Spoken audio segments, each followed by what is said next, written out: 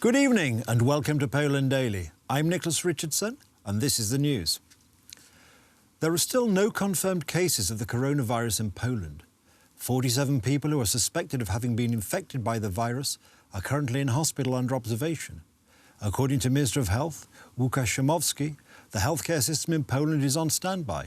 There is, he said, no reason to panic. Today, there are no confirmed cases of coronavirus in Poland. Nonetheless, I think it's only a matter of days until the SARS-CoV-2 does indeed find its way to our country. As of now, there are 47 people whom we suspect might be infected and they are in hospital and under observation. 55 people are under home quarantine and more than 1,500 are simply being monitored. If we returned home from Italy and had no contact with confirmed infected people, then we should go on as we were with our everyday lives. But if we return and have the symptoms, then we should call the emergency helpline and report to the infectious diseases ward. A special session of the Parliament to discuss Poland's readiness to contain the coronavirus will take place this coming Monday, March the 2nd.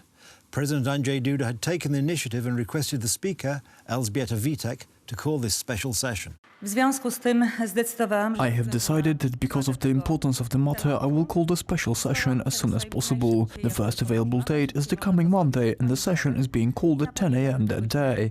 Today I called the Presidium of the same together with the Council of Elders for an immediate meeting in order to inform them of this change in the same calendar. We have decided that there will be only one item on the agenda, that is information from the government as to the state of preparations of our country to face the coronavirus. The party congressional clubs will have each 15 minutes to present their statements, and then there will be a Q&A session between MPs and the cabinet members.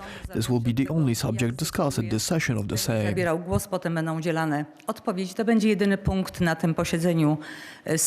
Businessman Krzysztof B. admitted during today's trial at the Szczecin Regional Court that he had handed a bribe to Senator Stanisław Gawłowski. According to the businessman, Gawłowski forced him to finance his election campaign. As the state prosecutor established, the businessman was to hand Gawłowski, at the time a deputy minister of the environment and a prominent politician in the Civic Platform Party, a bribe of more than 400,000 zloty. President Andrzej Duda met representatives of the National Broadcasting Council and heads of the regional departments of Polish Public Television and Polish Radio today. The president is consulting them on the bill to allocate 2 billion zloty to the public media. Meanwhile, the opposition has harshly criticised the bill and demanded that the president veto it. Cały czas trwają konsultacje. Pan prezydent ma czas na podjęcie decyzji do 6 marca. The consultations are still continuing. The president has time to decide until March 6th. We are discussing and debating. We're listening to opinions of CEOs, directors and chairmen of regional media. We want to know what they need, how they operate. We want to hear what people working in public media think about the bill.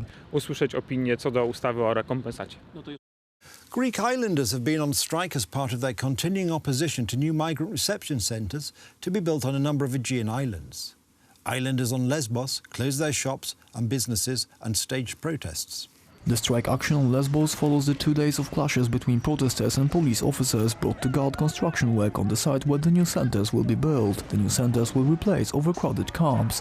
They will receive migrants arriving to the islands and determine their status. I want the immediate processing of asylum requests, and whoever has a right to asylum to get it, and whoever does not, to be returned.